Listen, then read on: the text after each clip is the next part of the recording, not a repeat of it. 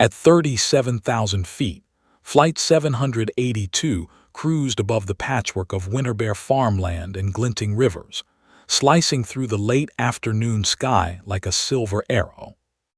Inside, the cabin was the usual medley of human rhythm. A mother bounced her baby gently, murmuring lullabies. A businessman tapped relentlessly at his laptop, oblivious to the occasional cloud flicker outside the oval window. An elderly couple whispered about Christmas plans, and a retired Marine in the rear rows sat with arms folded, jaw tight, scanning the cabin with a quiet, instinctive vigilance. Seat 12F was unremarkable at first glance. The man occupying it could have been any passenger, mid-30s, neatly pressed dark jacket, eyes clear but distant, a faint stubble that hinted at weeks without a proper shave. He held no bag, no visible identification, and carried himself with a calm that seemed almost unnatural in a plane filled with humdrum human anxiety. He looked forward, hands resting lightly on the armrests, as if the turbulence outside was inconsequential. For the first few hours, nothing happened. Cabin lights glowed softly, engines hummed evenly, and the occasional laughter of a child echoed faintly above the quiet drone of conversation. Flight attendants moved with mechanical precision, distributing drinks and snacks, apologizing when trays rattled or passengers requested blankets. The retired Marine in 32E noticed the stranger in 12F once or twice. Something was off, but he couldn't place it. Then the voice came, slicing through the monotony. Seat 12F, identify yourself. The cabin froze mid-motion. A cup slipped from the hand of a young man in 11C, rolling across the aisle with a soft clatter that sounded deafening in the sudden silence.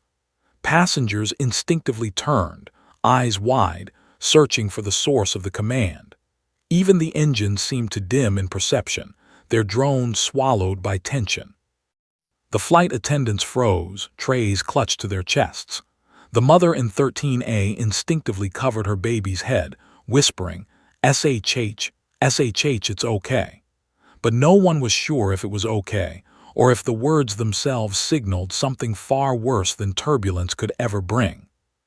The man in 12F didn't flinch. He didn't even blink immediately. His body remained relaxed, almost unnervingly so, as if he had been waiting for that voice all along. His hands tightened slightly, fingers brushing the seams of the armrest. There was a calmness in his posture, a practiced restraint, but the energy radiating from him made the air seem denser. The captain's voice returned over the intercom, this time firmer, sharper, carrying a note of unease that only seasoned travelers and crew could detect. Seat 12F, identify yourself immediately. No one moved. No one dared. Even the baby's cries seemed to hesitate in recognition of something unseen. The retired Marine's instincts kicked in. He could feel the atmosphere changing, something about the pitch of the captain's voice, the tension in the cabin, the unnatural quiet of fellow passengers. He slid his gaze back to 12F and caught the man's eyes. For the first time, they turned toward him, deep brown, focused, unyielding. Eyes that had seen things the world never knew existed. A muted click echoed through the cabin, mechanical, deliberate, almost ceremonial. The cockpit door slid and locked into place, the latch moving with precision that sounded ominously like finality. Passengers shifted nervously in their seats.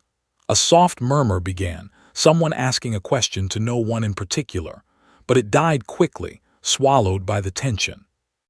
Flight attendants exchanged glances that conveyed silent panic. One younger attendant, barely 2 months into the job, swallowed hard, her knuckles white against the handle of her cart. She wanted to speak, to ask questions, to diffuse the fear, but instinctively she knew 12F was off limits. Something about him commanded that, not because he said it, not because he threatened, but because the very air around him held authority. The mother in 13A gripped her baby closer. The infant squirmed, sensing the undercurrent of unease. Even without knowing why, her instincts screamed at her to hold her child close, to shield him. Meanwhile, the businessman in 11C tried to return to his laptop, fingers trembling. Each tap felt inadequate, inconsequential, like trying to build a dam against an incoming storm. His screen reflected a pale face, his own, but he couldn't focus. The cursor blinked lazily, a mocking heartbeat in the tension-filled cabin. The Marine leaned slightly forward. He had seen combat zones, hostage situations, and more than one disaster that unfolded without warning, but nothing felt like this. Nothing in his experience matched the unnatural stillness, the collective pause in the cabin. He adjusted his jacket, small movements meant to ground himself, to anchor his senses. Seat 12F remained still. Not stiff, not nervous, but composed, patient, calculating. And then, almost imperceptibly, the man's fingers moved, one hand brushing the armrest, thumb pressing lightly against the seam. It was the kind of micro-movement that spoke volumes to trained eyes. The Marine noticed. He's waiting for something or someone. Time seemed to slow. Outside the windows, the clouds drifted past in exaggerated slowness. The sun dipped lower, throwing a thin golden line across the horizon. Inside, the cabin became a pressure chamber of anticipation, each passenger trapped in the quiet dread of a moment they didn't understand. The intercom crackled again. "Seat 12F, confirm your identity, now." The words were sharper, edged with authority that cut through any pretense of normalcy. Panic threatened to rise in the cabin, subtle, creeping. But the Marine's eyes stayed on 12F. The man shifted slightly, enough to meet the gaze of the captain. His lips moved, but not in a way the cabin could hear.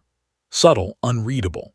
Then his eyes swept across the row in front of him, scanning every face with the precision of someone cataloging threats, allies, and the indifferent. The flight attendant nearest him froze mid-step, a tray shaking in her hand. She could feel it, the magnetic pull of his presence, commanding without words, dangerous without movement. Passengers began to murmur quietly, questioning, whispering, speculating. But each voice faltered as if caught by an unseen force. Everyone instinctively recognized that 12F was not a normal passenger. That much was undeniable. A child asked a soft, quivering question. "Mommy, why is the man in 12F scary?" The mother swallowed hard. She didn't answer, she couldn't. The man in 12F finally exhaled, a small, controlled movement that seemed to release tension only from himself, not the cabin. He didn't stand, didn't raise a hand. He simply leaned back, eyes fixed forward, unreadable, a silent storm waiting to break. Somewhere beneath the cabin, deep in the avionics bay, a hidden transponder activated. A faint, almost imperceptible beep echoed, swallowed immediately by the engine drone. But the signal was sent, encrypted, secure, unnoticed by normal instruments. Only certain receivers, the kind buried in government files, would pick it up. The Marine's hand twitched toward his pocket instinctively, even though he carried nothing. No weapon, no badge, no identification. Just a trained eye, a seasoned gut, and an unshakable instinct screaming. This is not ordinary. This is about to become extraordinary. Outside, the sun dipped completely behind the horizon, leaving the plane in the soft, shadowed glow of cabin lights. Shadows stretched across faces, highlighting the strain and the fear and the unspoken question every single passenger had. Why is the pilot calling out Seat 12F? And somewhere deep in the belly of the aircraft, the transponder blinked quietly, signaling a presence long thought erased, long thought gone, and no one in the cabin knew it yet. The silence that followed wasn't just quiet. It was anticipation made physical, pressing against the ribs, tightening chests, holding breaths without asking. And in that silence, every passenger, every crew member, every soul aboard felt it. The unspoken understanding that the plane was no longer just a flight. It was a stage, and the man in 12F had just stepped into the spotlight. The cabin remained frozen, a tableau of unease and confusion. Passengers' eyes darted nervously between each other, their unease amplified by the ominous authority of the captain's voice. Yet all attention was drawn to one point: Seat 12F. The intercom crackled again, slower this time, each word deliberate, weighed with a precision that seemed almost personal. C-12F, confirm your call sign. The words cut through the cabin like a cold wind, carrying with them a gravity that even untrained ears could feel. Call sign, not name, not ticket number, not frequent flyer status. Call sign. The retired Marine in 32E stiffened, instincts firing in recognition.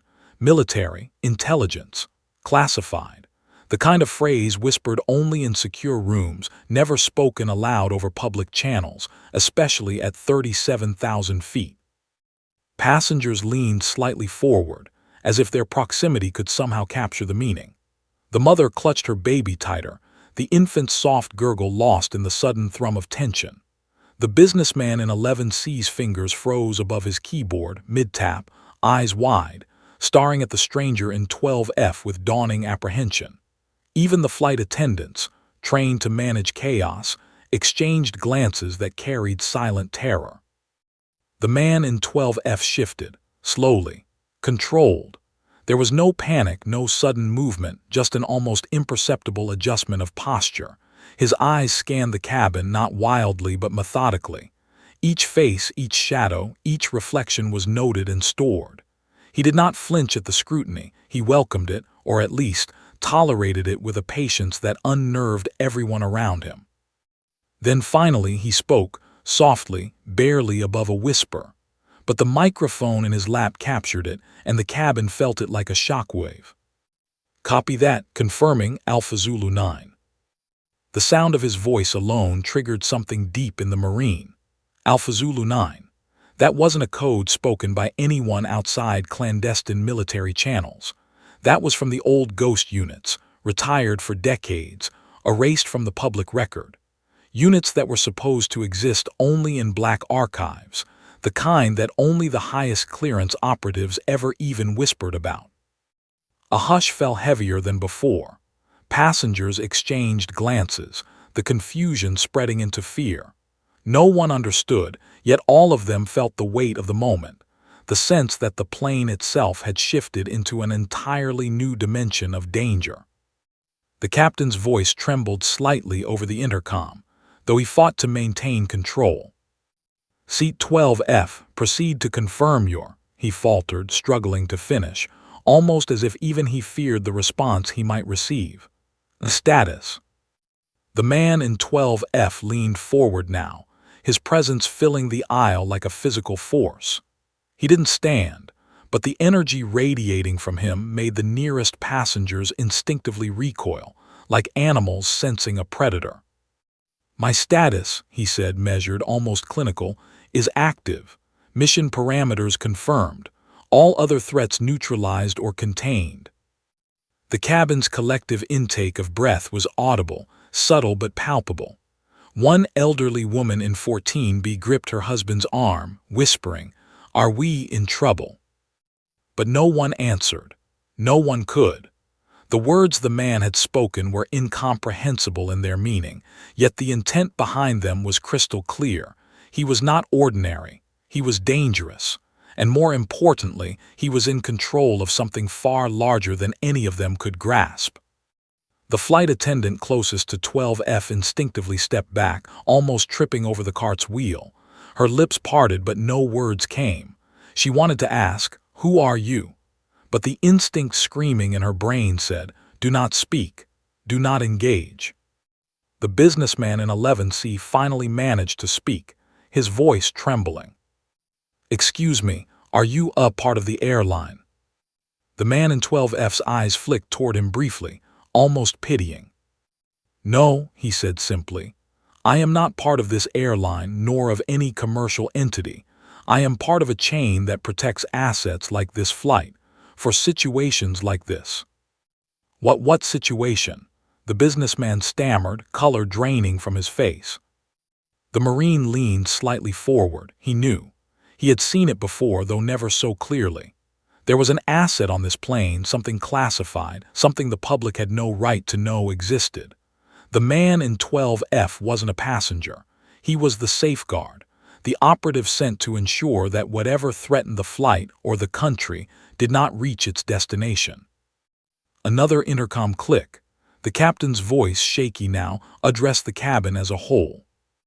"Ladies and gentlemen, we're experiencing unusual operational circumstances. Please remain seated. No one is in danger." But no one believed him. The very air seemed charged. Phones were out, but signals had vanished. The Wi-Fi light blinked futilely. Even the seatback screens showed nothing but static. Then the man in 12F moved subtly, his hand brushing a seam in his jacket. A small device, barely noticeable, clicked into place. The sound was so slight most would have missed it, but the Marine noticed. That single movement confirmed his suspicion. The man was armed, not with conventional weapons, but with something far more consequential: tools, technology, knowledge that ordinary humans couldn't comprehend. The cabin was no longer just a collection of people. It had become a stage. And the man in 12F was the actor who had been expected, whose presence alone demanded attention, obedience, and caution. The mother with the baby whispered, almost to herself, "Who is he?" Even the child's eyes were wide, scanning the stranger with instinctive recognition that something was wrong. The baby's soft gurgle had stopped. Silence fell again, heavier this time. Every nerve in the cabin screamed. The man in 12F exhaled slowly, a controlled, purposeful movement signaling patience, or perhaps a warning. Then he spoke again, barely audible but loud enough for the cockpit microphone to carry. "All passengers remain seated. Protocol Alpha Zulu engaged. Do not attempt to leave your seats." No one moved. No one dared. The Marine's hand twitched again, not toward a weapon, but toward the invisible knowledge he instinctively understood. Something was happening in the cargo hold, or maybe beneath the fuselage. Something that the pilot or anyone on board had no ability to control. The intercom crackled one final time before cutting to silence. The captain's voice had been replaced by a muted alarm, the faintest beep, just once, almost imperceptible. Somewhere deep inside the aircraft, a hidden transponder had activated, sending a signal encrypted beyond civilian detection. And in that instant the cabin changed. The hum of the engines no longer seemed neutral. The lights above seemed dimmer, the shadows longer, the air heavier. Every passenger felt it, the understanding that the man in 12F wasn't just an operative. He was the key, the control. And whatever threat existed on Flight 782, it was no longer invisible. The Marine leaned back, eyes narrowing. His training screamed at him, his gut confirmed it, his every sense shouted the same warning. This is the moment that separates those who survive from those who do not. The man in 12F exhaled again, eyes forward, silent, unreadable, waiting for something unseen. And the plane, mid-cruise above the heartland of America, was suddenly no longer ordinary. What had he done to trigger this response? Who or what was the threat? And why was the pilot, the crew, and now every passenger at the mercy of a man no one had ever seen before? The silence stretched, the kind of silence that presses against the chest, that robs breath, that makes hearts pound so loudly it seems the entire fuselage could hear. Then in the distance, a subtle vibration passed through the plane, barely felt but unmistakable to trained senses. The Marine's eyes widened. The man in 12F didn't flinch, but his lips curved into a small, almost imperceptible line. He knew. Something had just woken up on Flight 782. And the world beyond the cabin would never suspect the terror that had just been unleashed. The hum of the engine seemed to fade into the background, replaced by the low, tense murmur of passengers gripping their armrests. Eyes fixed on the stranger in seat 12F, the flight attendants hovered nervously nearby, as though proximity alone could either protect or endanger them. But it wasn't until the cockpit came alive with murmured panic that the full extent of the situation began to crystallize. The first officer's face, pale and drawn, appeared in the cabin monitor. His voice was low, urgent, tinged with disbelief. "Captain, I've got a situation. Seat 12F, there's no record, no ticket, nothing. He shouldn't exist." The captain's hand clenched around the yoke, knuckles white. He had known anomalies, late bookings, mismatched IDs, but this was different. There was nothing, not a trace in the system. The seat was occupied, the passenger was present, but according to airline databases and all federal records available to him, the man did not exist. Back in the cabin, the Marine's gaze had sharpened to a laser focus. His instincts screamed at him. This wasn't a coincidence. The quiet confidence, the deliberate micro-movements, the calm that belied an invisible storm, this man had been trained to never exist in plain sight. The captain's voice, usually authoritative and steady, wavered slightly as he addressed the cabin. "Ladies and gentlemen, please remain seated. There's a small administrative issue we are resolving." No one believed him. The businessman in 11C's laptop had been shut down, papers shoved aside. The mother whispered, holding her baby close, feeling a chill run down her spine. Even the retired Marine felt a knot in his stomach tighten. Then a soft, deliberate cough came from seat 12F. The sound carried across the aisle without being loud, yet every passenger heard it as if it were amplified. The man's head turned slowly, scanning faces as though reading their thoughts. "I assume your systems are confused," he said evenly, voice calm, controlled. "That is understandable." The Marine's brow furrowed. Confused systems. This wasn't about airline logistics. This was about intentional obfuscation. Someone or something had deliberately erased this man from every manifest, every record, every digital trace. He was a ghost. In the cockpit, the first officer's fingers flew over the controls, running verification protocols, cross-referencing national and airline databases. His eyes widened. "Sir, he's not just off the manifest. He's completely invisible to civil aviation tracking. His transponder, it's active but encrypted, military grade. Nothing we can trace in real time. This is impossible." The captain swallowed hard, staring at the monitor that showed a lone blip labeled 12F in the wrong shade of gray. "Impossible or classified," he murmured. "Either way, I've never been in a situation like this."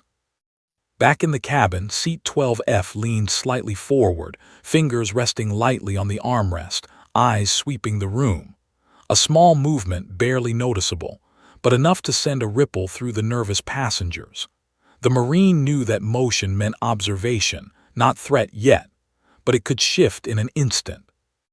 "Captain," the man said softly, voice carrying now into the cabin with an unexpected authority, "I suggest you follow the new heading. Deviating is not advisable." The captain's eyes narrowed. "New heading? Who authorized that?" "Protocol Alpha Zulu," the man replied. The words were calm, measured, but they carried weight heavier than any threat. The Marine froze. That was the same call sign whispered over the intercom moments ago, the same sign that had erased normalcy from the cabin in a heartbeat. Passengers leaned forward instinctively. The mother's baby squirmed, sensing the tension, but the mother's grip was unyielding. The businessman's hands shook as he attempted to restart his laptop. No Wi-Fi, no signal, dead. Even the seatback screens flickered and went dark. The man in 12F's gaze turned to the Marine. It was a glance that conveyed recognition without words. In a brief, fleeting moment, the Marine realized this was someone who knew exactly who he was and what he could recognize. "Seat 12F, the captain said, voice low but tight with restrained authority. "I need to know what exactly is going on. Why are you on this plane?" The cabin held its collective breath. The man's lips curved into the faintest of smiles, not warm, not friendly, but deliberate. "Because someone else is too," he said. The words barely left his mouth before the plane jolted, a violent, sudden lurch that sent passengers' heads snapping forward. Screams filled the cabin, trays rattled, phones slipped to the floor, the engines groaned as if resisting. The Marine's gut tightened. He had felt tremors before in combat zones, moments before ambushes, moments before something catastrophic unfolded. He knew this was one of those moments. The man in 12F rose slowly, deliberately, calm amid chaos. He didn't shout. He didn't panic. He moved as if the turbulence, the screams, the fear, all of it was irrelevant. "There's an asset on board," he said, his voice carrying an unshakable authority. "Not human, and it just woke up." The passengers exchanged terrified glances. The businessman whispered under his breath, "Not human. What the hell?" A scream erupted from the rear of the cabin. Not loud, not piercing, but a sound that made the blood run cold. Then another. Then a low, mechanical rumble, almost imperceptible, resonated from beneath the floorboards. The flight attendant nearest the rear froze, eyes wide. Her hands trembled. It's in the cargo hold," she whispered, voice barely audible. The Marine's instincts screamed louder than his mind could process. He had seen death before, had confronted danger, but this was different.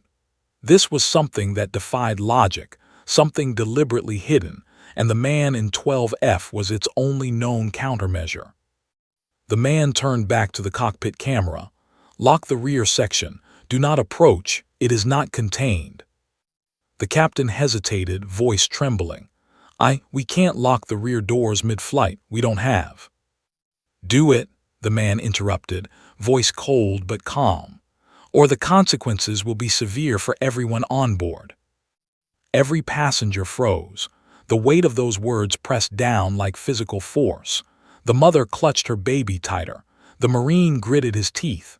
The businessman looked ready to collapse. The flight attendants, trained for emergencies, paled. The captain's hands shook as he pressed the controls. Red lights flashed in sequence as the cabin locks engaged, isolating the rear. The hum of the plane seemed to falter, as if it sensed the imminent danger. The man in 12F returned to his seat, settling into a posture of quiet authority. He didn't need to speak to command obedience. The plane itself seemed to respond to his presence. Passengers whispered among themselves, questions unformed, fear hanging in every syllable. Who is he? What does he know? Why was he on our flight? The Marine, his jaw tight, leaned forward. Eyes never leaving 12F, he realized with a chill that this was no ordinary mission. The man in 12F wasn't just a protector. He was the key to survival, and his presence alone dictated the fate of everyone on board. The plane leveled slightly, adjusting course without announcement. Outside, the darkened sky stretched infinitely, the stars scattered like distant beacons unaware of the danger unfolding below. Inside, the cabin was a world apart, trapped in a tension that could be cut with a knife. And then the man in 12F spoke again, softly, almost to himself, but loud enough for the cockpit to catch. "Prepare yourselves. The situation is about to escalate. There is no room for error. Everyone must comply. Failure is not an option." The Marine exhaled slowly. He didn't need to see the asset in the cargo hold to know it was real. He didn't need confirmation to feel the presence of something far beyond human comprehension, something deadly, something ancient in protocol and power. The captain's hand hovered over the controls, sweat dampening his palms. The first officer's eyes widened in fear. Even the passengers, unaware of the specifics, felt it. The plane was no longer just a flight. It was a trap, a stage, and a battlefield, all contained in 30 feet of fuselage. The man in 12F leaned back, calm, collected, like a conductor guiding the orchestra of chaos. He had been sent for a reason, and everyone aboard Flight 782 was about to find out exactly what that reason was. Who was he really? And what had just woken in the belly of the plane? The cabin held its breath, and for the first time the passengers truly understood. There was no turning back. The cabin's murmurings had begun almost imperceptibly, soft, hesitant whispers that bounced off overhead bins and rippled through the rows like waves on a storm-tossed sea. At first, the whispers were attempts at reassurance. "It's fine, probably a system glitch, nothing to worry about." But as the seconds stretched, it became clear. No one truly believed those words. A flight attendant, pale and trembling, moved down the aisle toward seat 12F, tray in hand as a feeble shield. She tried to maintain professionalism, even as the tension around her thickened into something almost tangible. "Sir, passengers are concerned," she whispered, voice quivering. "Should we restrain?" The man in 12F's eyes flicked toward her, calm, controlled, but with a subtle edge that sent a shiver through the crew member. His voice was soft, almost imperceptible, yet carried the weight of unspoken authority. "Do not touch me, or anyone else." The words landed like steel on skin. The flight attendant recoiled, shaking her head, stepping back as if she had been burned. Others in the aisle instinctively froze, their eyes darting between the man in 12F and the cockpit. The retired Marine in 32E watched carefully. He had trained for unpredictable situations, for high-stakes crises where seconds could mean life or death.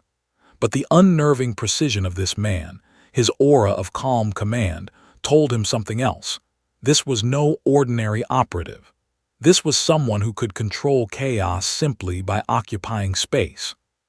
From the rear, faint thuds and metallic groans echoed through the cabin.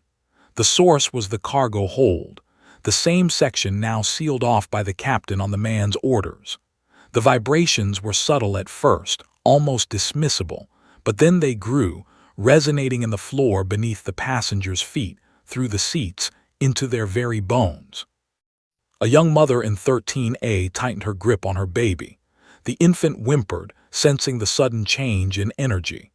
A businessman in 11C grabbed at his armrest, knuckles whitening, eyes fixed on the ceiling panels that suddenly seemed to loom ominously. Even the flight attendants, trained to remain calm under duress, looked stricken. The man in 12F remained seated, seemingly unaffected by the tremors. Yet his gaze was sharp, scanning the cabin, noting every reaction.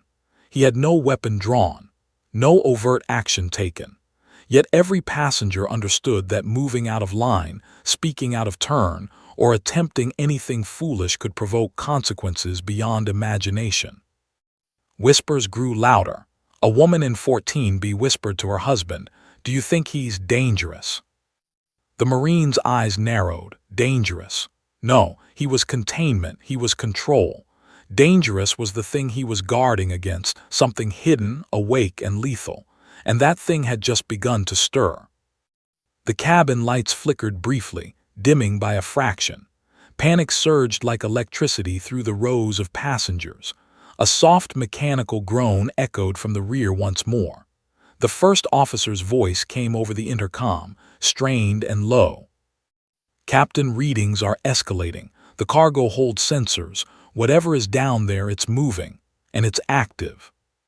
The captain swallowed hard, tension crackling through his jaw. He didn't turn to the cabin. He didn't need to. He could feel their collective panic. The hum of the engine seemed uneven, off-tempo, as though the aircraft itself sensed the impending confrontation. Seat 12F exhaled slowly, a deliberate, controlled movement. He remained seated, hands lightly resting on the armrests, posture perfect, eyes calm. But every passenger could feel it. He was aware of the energy, the danger, the threat. And he had a plan. A scream came from row 18. Not loud, not piercing, but full of raw fear. Heads snapped around. The Marine pushed himself slightly forward, sensing the rhythm of panic. Something in the cargo hold had made its presence undeniable. The man in 12F spoke again, soft, measured, but precise. "Do not approach the rear section. It is not contained. Do not engage. Do not panic. Follow instructions and no one will be harmed." Passengers stiffened. Instructions, not suggestions. The weight of the words pressed on their shoulders. The hum of whispering ceased almost instantly. Even the baby quieted, as if sensing the authority behind the warning. A young flight attendant, barely out of training, whispered to her colleague, He's like controlling the energy in the room." The Marine's jaw tightened. Control. That was it. The man in 12F didn't need weapons or intimidation. He controlled the environment simply by presence. And if the threat behind the sealed cargo doors sensed weakness, chaos would erupt instantly. The lights dimmed again for a brief moment. A low, mechanical rumble resonated through the fuselage. Something shifted. The Marine's hand twitched slightly toward his coat pocket, only to realize he had nothing. No weapon, no shield, only instincts and observation. From the rear of the cabin came another faint sound. A soft metallic scraping, almost like claws against steel. Passengers gasped. Whispering resumed, louder now, urgent, scared. The mother whispered frantically, it's awake, isn't it?" The Marine's eyes locked with 12F's. The man's lips pressed into a thin line, the only acknowledgement that he had heard. And yes, it was awake. The asset behind the cargo doors had stirred, and the faintest hum of awareness now pulsed through the cabin like electricity through veins. The first officer's voice broke the tension in the cockpit, trembling. "Captain, we can't ignore this. The rear cargo sensors are spiking. It's active and moving."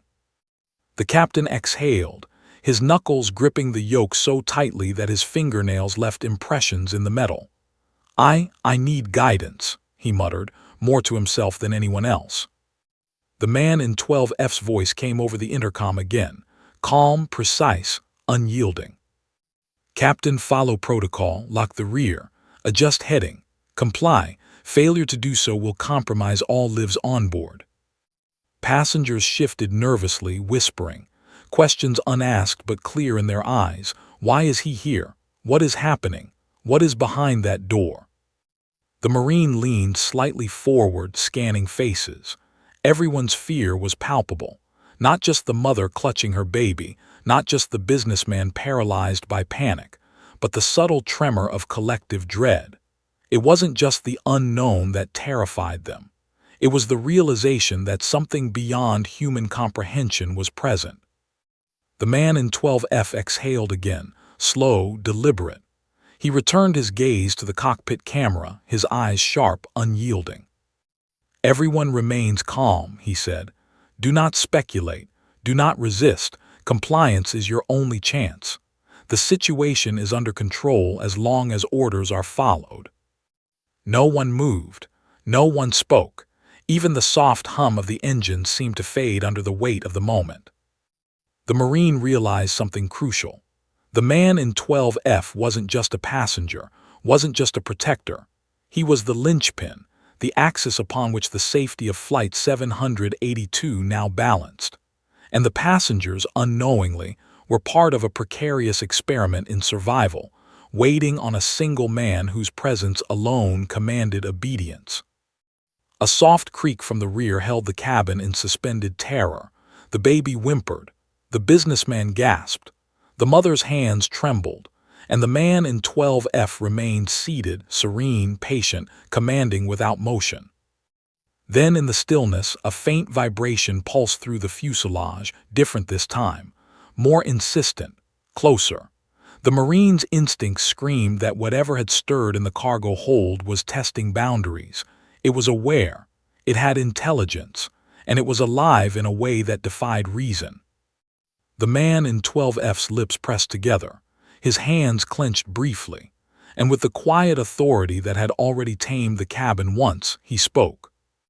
"Prepare yourselves. The situation will escalate further. Follow orders. Compliance is mandatory." The cabin held its breath. The whispers stopped. The hum of fear grew louder than any engine. And for the first time, the passengers understood fully. Flight 782 was no longer just a commercial flight. It was a battlefield. The threat was real. And survival depended entirely on Seat 12. The cabin of Flight 782 had become a pressure cooker. The faint vibrations from the rear cargo hold pulsed rhythmically beneath the passengers' feet, a low, almost mechanical heartbeat that made hearts pound faster with each passing second. Even the engines, usually a comforting drone, seemed to hesitate under the weight of anticipation. Passengers were silent now, eyes wide, fingers clutching armrests, blankets, or the hands of strangers. The whispers had died. The baby in 13A had stopped crying, sensing the tension that saturated the air. The businessman in 11C stared blankly at the seatback screen, now nothing but flickering static, while the mother's hand trembled around her child. The Marine's eyes never left seat 12F. Every nerve in his body screamed danger, but it was no ordinary threat. "Captain," the man in 12F said finally, his voice calm, deliberate, carrying through the cabin and into the cockpit. "I need an explanation." The captain, sweat dampening his brow, struggled to maintain control. His hands gripped the yoke tightly. I don't have an explanation for you. Why are you here?" His voice cracked slightly. The man in 12F didn't immediately respond. He exhaled slowly, the movement measured, almost meditative, and then leaned forward slightly, his gaze sweeping the cabin with clinical precision. The silence that followed was oppressive, like the calm before a storm. "Because," he said finally, almost under his breath, "someone else is too." The words sent a ripple of panic through the cabin. Passengers instinctively shrank into their seats, gripping whatever they could hold. The Marine's jaw tightened. His gut told him what the man in 12F already knew.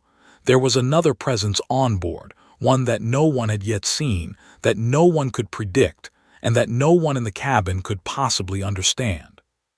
Then it happened. A violent jolt rocked the aircraft. Heads snapped forward, cups spilled, trays rattled, and a collective gasp echoed through the cabin. The metallic groan from the cargo hold intensified. The low vibrations now pulsed in sync with the fear in the passengers' chests. The man in 12F rose slowly, deliberately. His movements were calm and measured, yet every eye followed him, every mind aware that he was the only person in the cabin capable of handling what was coming.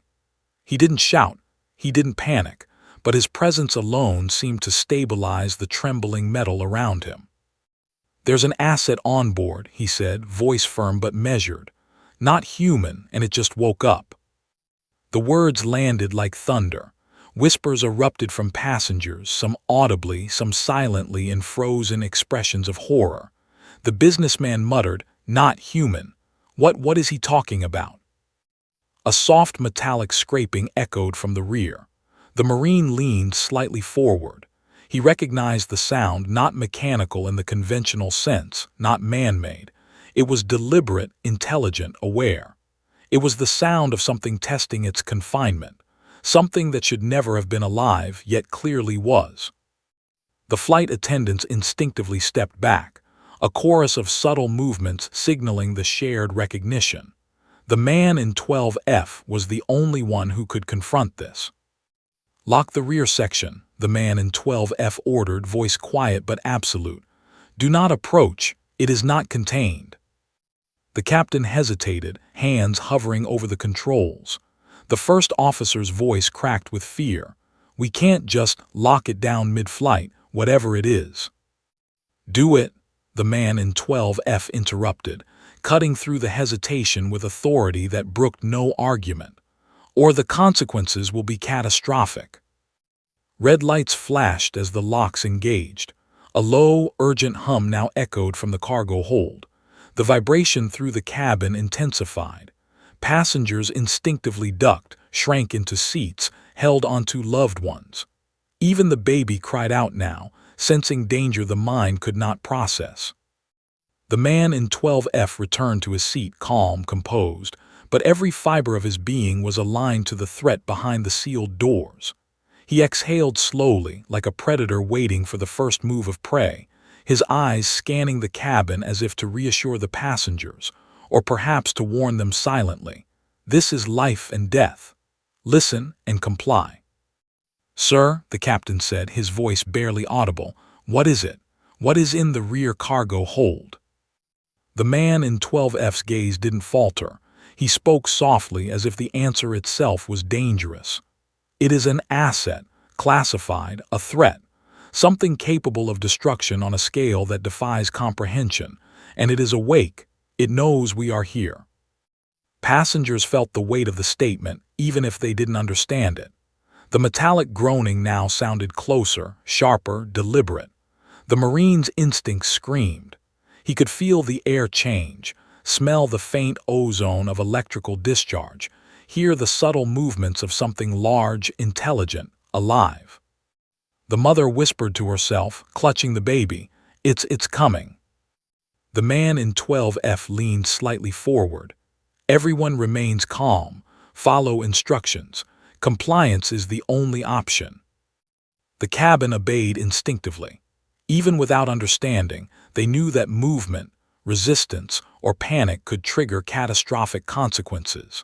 The tension pressed down on them like invisible weights, and yet there was an unspoken trust in the man who had been called Alpha Zulu 9, the one who had appeared out of nowhere, the one erased from every record, the one who seemed capable of controlling everything aboard. The first officer's voice crackled over the intercom again, panic creeping in. "Captain, sensors in the rear hold, they're spiking. It's moving. The readings are off the charts. Whatever it is, it's active and aware." The captain swallowed hard. We need to know what to do." The man in 12F's voice cut across the cabin once more, calm, commanding. "Do not engage, lock the rear, adjust heading. Compliance is mandatory. I will handle this. Trust me. Follow orders. Failure is not an option." Passengers flinched at the last words. Even the Marine, trained for every imaginable crisis, felt a chill.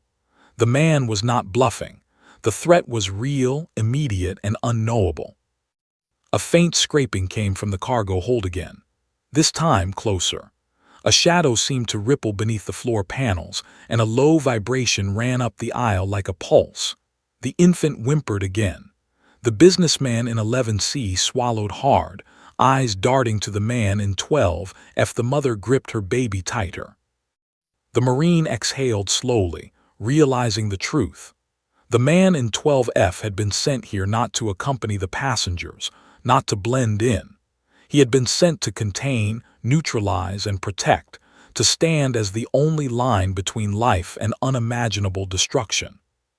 And now, the asset behind the sealed cargo doors had awakened. The man in 12F's gaze swept the cabin one last time, sharp and precise. "Everyone brace yourselves. The situation will escalate. Stay seated. Obey instructions. Do not resist. Survival depends on compliance." The passengers complied instinctively. The cabin vibrated subtly as the aircraft shuddered again. Outside, the night sky stretched endlessly. Inside, Flight 782 was no longer a commercial flight, it was a battlefield. And the Marine knew, as did everyone who looked at seat 12F, the man there was not merely a passenger. He was the reason they might all survive. Something deep in the cargo hold had just woken up. And the next minutes would determine everything. The vibrations had grown insistent now, coursing through the cabin in rhythmic pulses that felt alive, almost sentient. Passengers clutched armrests, blankets, even each other, as though their collective grip could somehow anchor the plane to safety. The infant in 13A had stopped crying, sensing the oppressive tension in the air, but even the mother could not suppress her own panic. The metallic groans from the rear cargo hold had escalated into deliberate, audible movements. Something was shifting inside, large, calculated, and undeniably aware. The Marine leaned forward, his eyes narrowing. He had seen trained animals in combat zones, but this was different. This wasn't instinct alone. It was intelligence, strategy, and lethal capability. Seat 12F rose slowly, calm, deliberate. His movements, though subtle, commanded the cabin without force. Passengers instinctively drew back, some holding their breath, some trembling. His eyes swept across the rows, calculating, precise, and then finally rested on the cockpit camera. "Captain," he said, voice calm, authoritative, "the asset is testing containment. You will maintain heading and altitude. Do not deviate. Do not attempt to open the rear section. Compliance is mandatory." The captain swallowed hard, his knuckles gripping the yoke as if it could anchor him to sanity. "Sir, what is it? What does it want? The man in 12F's gaze swept the cabin again. It does not want. It follows its programming and instinct. It reacts. It is dangerous, and it is awake. A sudden metallic screech echoed from the rear, loud enough to make passengers gasp. The Marine's instinct screamed, "It's not contained." Not fully. He shifted slightly, fingers brushing his coat pocket, searching for some unseen tool, weapon, or even mental leverage. There was none. The mother whispered to herself, clutching the baby tightly, It's moving." "Yes," the man in 12F replied without looking at her. "It knows we are here, it knows its orders, and it will test every boundary." A faint rumble traveled up the floor, followed by a scraping sound, deliberate and purposeful. The passengers stiffened. Even the flight attendants, trained for emergencies, froze in place, eyes wide, understanding that this was beyond anything they had ever encountered. The Marine's eyes locked with 12F's. He realized something crucial. This man was not only aware of the threat, but anticipating it in ways no one else could comprehend. Every micro-movement, every inflection of his voice, every subtle posture adjustment was a calculated measure to maintain control over the uncontrollable. Then the first sign of active confrontation arrived. The rear cargo hold doors shuddered violently, the locks rattling against their frames. A low, guttural vibration pulsed through the plane, like a predator testing the limits of its cage. A hiss, metallic yet organic, resonated from behind the sealed doors. The infant whimpered, the businessman gasped, and the mother's grip tightened in terror. The man in 12F moved toward the rear, not hurriedly, not frantically, but with the deliberate calm of someone entering a battlefield fully aware of the enemy's capabilities. His eyes scanned the cabin, reassuring and warning simultaneously. "Stay seated. Do not interfere. Trust me." Passengers obeyed instinctively. The Marine, recognizing the tension in the operative's movements, leaned forward. He knew this confrontation was about to escalate, that the plane itself had become a precarious stage between predator and protector. A sudden metallic clang resounded from the cargo hold. Something had made contact with the walls, testing the integrity of its confinement. Sparks flickered faintly against the steel, and the low vibration turned into a subtle, rhythmic pounding. The man in 12F's hands moved briefly, pressing small, deliberate buttons on a device barely noticeable in his palm. The cabin remained silent, the tension almost unbearable.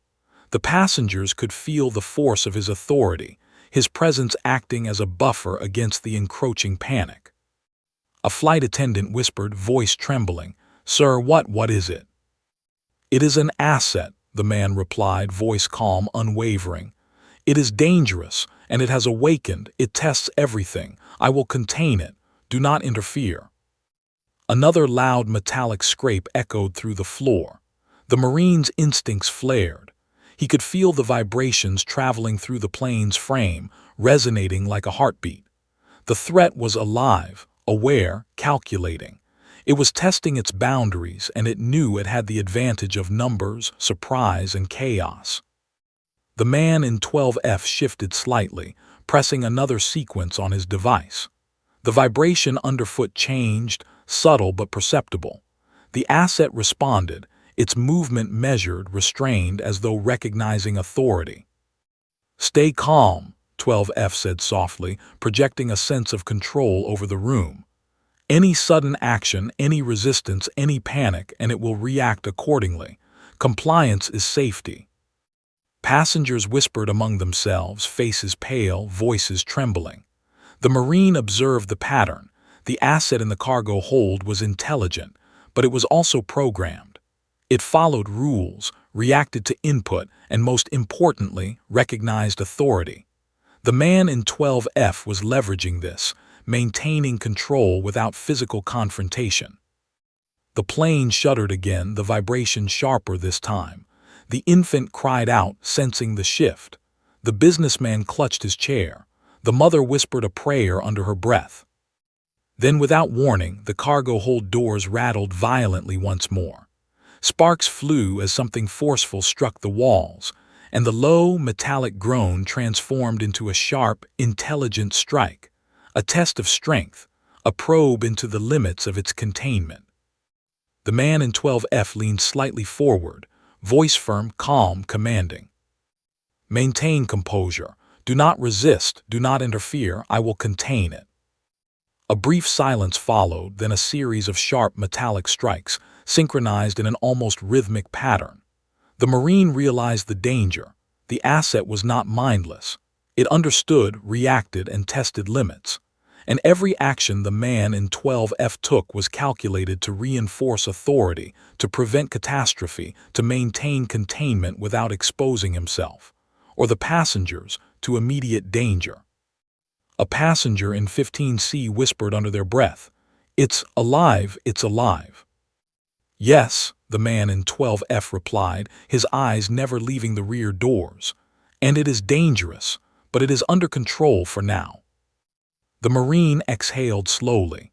This was the first confrontation, the first test, the first escalation, and it was clear, Flight 782 was not merely a commercial aircraft anymore. It was a battlefield between human authority and a force beyond comprehension. The man in 12F leaned back slightly, adjusting his posture. His eyes swept the cabin once more, reassuring and warning simultaneously. "Trust me. Compliance is safety. Any interference is death." Outside, the night stretched infinitely, stars scattered like distant witnesses unaware of the battle unfolding below. Inside, every passenger on Flight 782 understood one undeniable truth. They were not merely travelers anymore. They were part of an experiment in survival, dependent entirely on the man in 12F. The metallic groans from the rear paused for a heartbeat, and the plane itself seemed to exhale in unison with the tension-filled cabin. The Marine knew instinctively. This was the calm before the storm, the moment before true chaos would erupt, the first confrontation giving way to an inevitable escalation. The man in 12F exhaled slowly, controlled.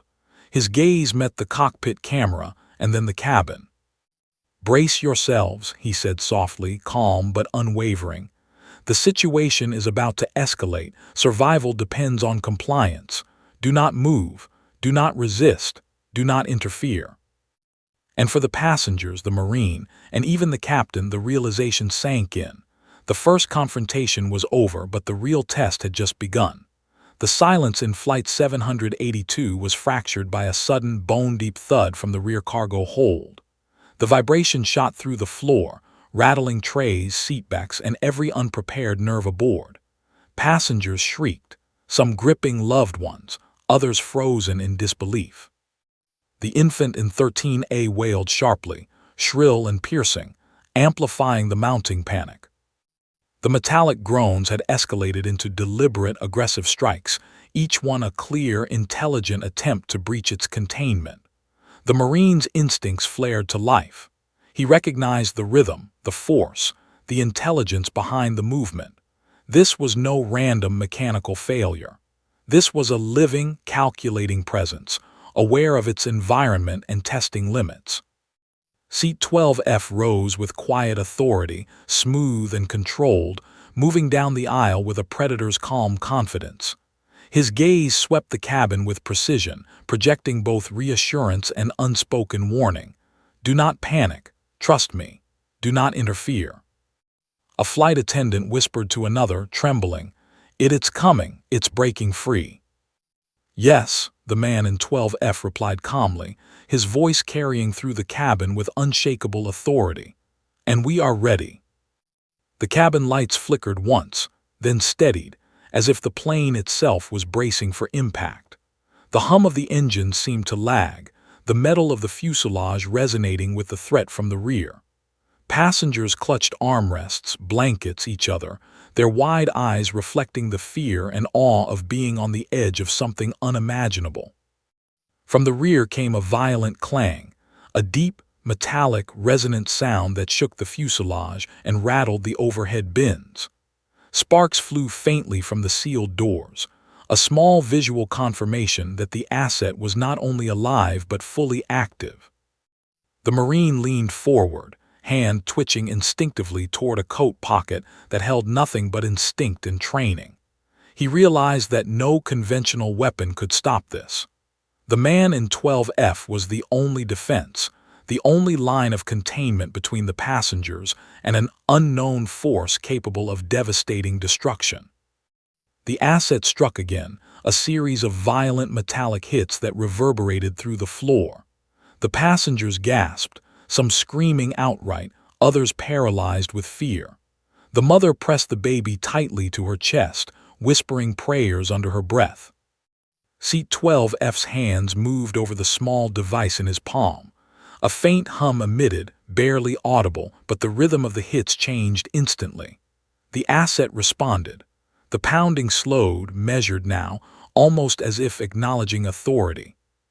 The Marine's eyes narrowed. The man was not using brute force.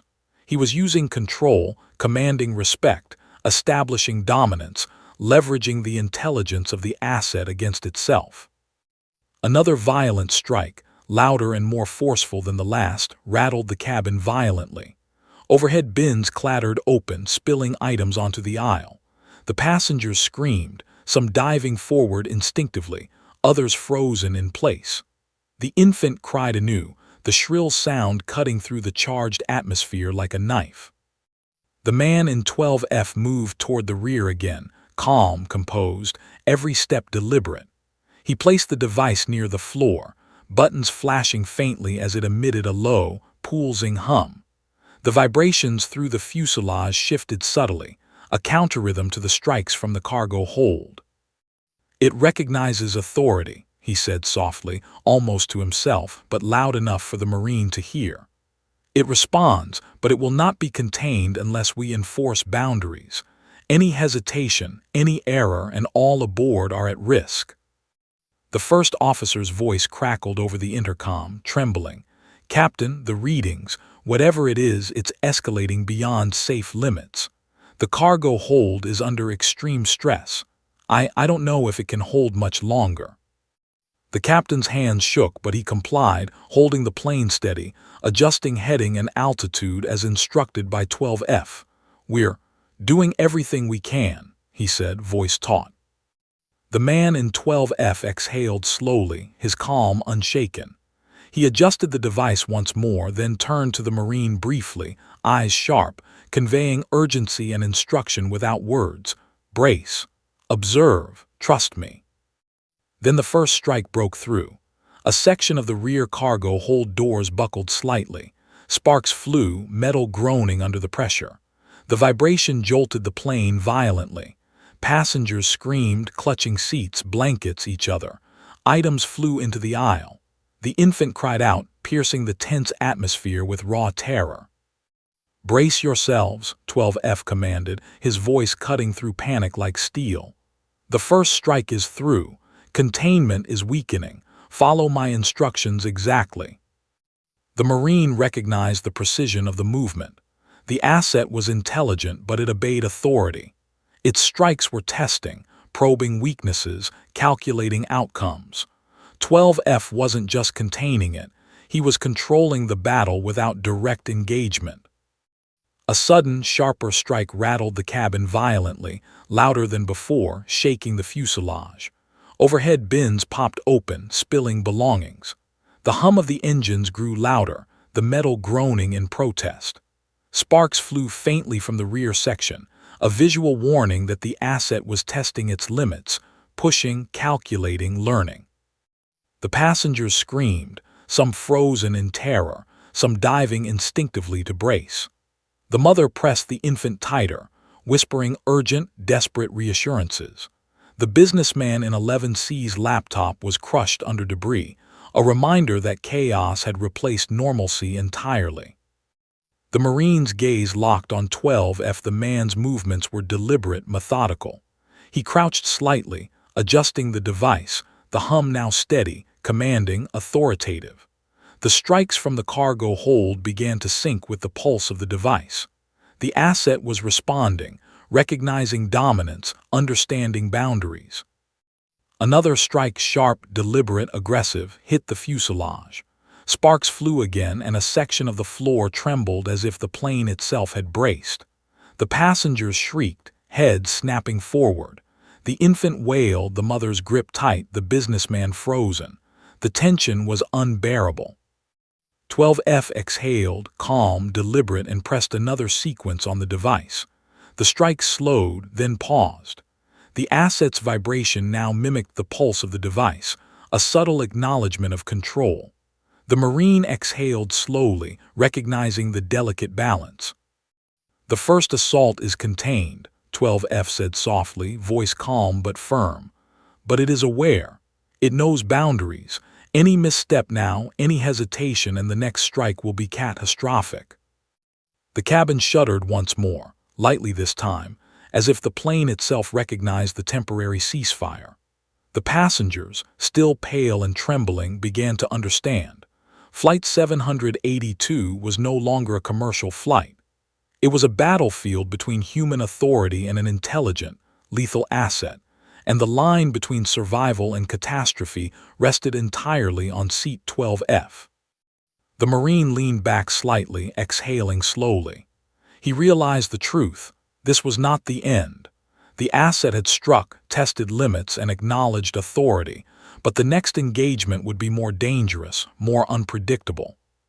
12F adjusted his posture, eyes sweeping the cabin.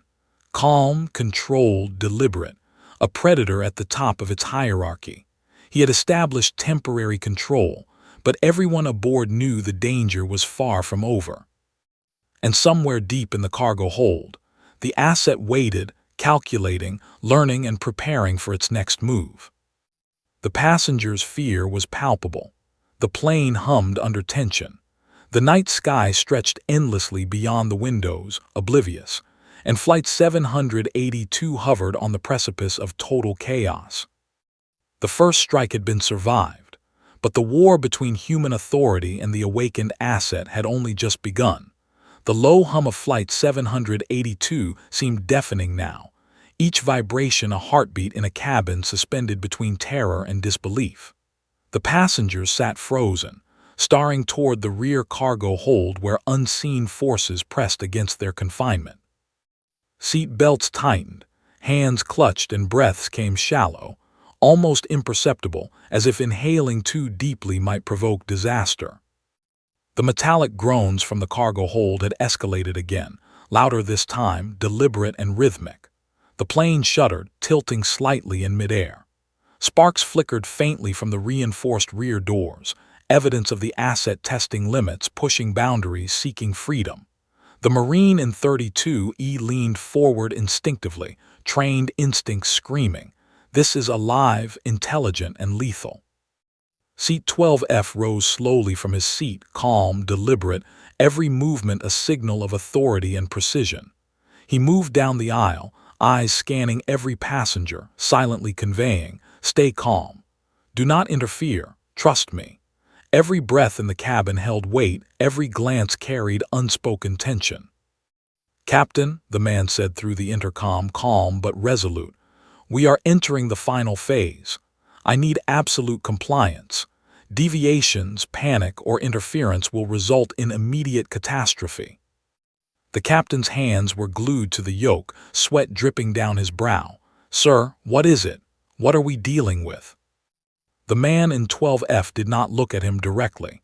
His gaze, piercing and unwavering, swept over the cabin and then to the rear doors. "It is an asset, classified, deadly, and it is fully awake. It tests obedience, recognizes authority, and responds only to dominance. It will not be contained if it senses weakness." The metallic thuds from the cargo hold suddenly synchronized, a chilling rhythm that seemed to pulse through the entire fuselage. Sparks flew. A section of the reinforced doors buckled slightly, and the plane shuddered violently, eliciting a chorus of screams from the passengers. "Brace yourselves," 12F commanded, moving deliberately toward the rear. His hands worked over the device in his palm, faint lights blinking as he calibrated sequences. The pulses from the device now matched the asset's rhythm, asserting dominance without a word, without a gesture, without violence. The Marine watched closely. He realized this was not combat in the conventional sense. This was control, psychology, and power, a battle of intellect and presence against a force designed to test limits. Every strike, every groan, every vibration from the cargo hold was part of a conversation the passengers could not understand, but 12F was fluent. Then came the first breach. A violent lurch rattled the cabin as the rear doors buckled further. Sparks flew, and a low, guttural hiss echoed through the hold, a sound that was neither fully mechanical nor fully biological. Passengers screamed. The infant cried uncontrollably. Objects fell from overhead bins. Chaos threatened to overwhelm the cabin. The man in 12F crouched slightly, device in hand, projecting authority like a tangible force. The metallic strike slowed, then paused. The asset recognized dominance. It responded to command.